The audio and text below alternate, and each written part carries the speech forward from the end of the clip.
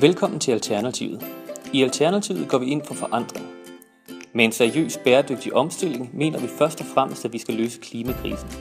Det kræver, at vi begynder at tænke over, hvordan vi bruger vores ressourcer. Ikke alene med den begrundelse, at de er sparsomme, men snarere med den enkle begrundelse, at sort energi skal blive i jorden. Realiteterne er, at vi er i gang med at male den blå planet fuldstændig sort. Det betyder også, at vi konkret vil arbejde for, at al statsstøtte til sort energi overgår til udvikling af grønne, bæredygtige løsninger. Vi vil desuden arbejde for, at vi indfører en skat på ressourceforbrug og målretter indtægten herfra til de iværksættere, virksomheder og borgere, der bruger mindst. Det skal være nemmere at gøre det rigtige. Det er også helt centralt for os, at vi begynder at bruge vores ressourcer klogere.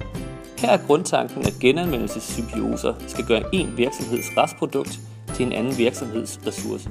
Vi er nødt til at udvikle nye arbejdsformer, så vi kan sætte folk fri fra konkurrencestatens evigt accelererende hamsterhjul.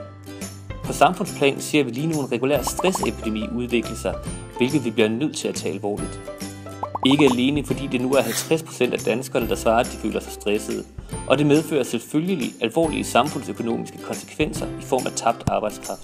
Det er på tide at sige stop.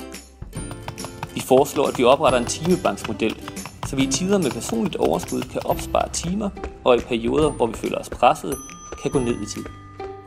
I Alternativet ser vi med alvor bekymring på den stigende ulighed i Danmark. Vi er det vesteuropæiske land, hvor uligheden vokser hurtigst.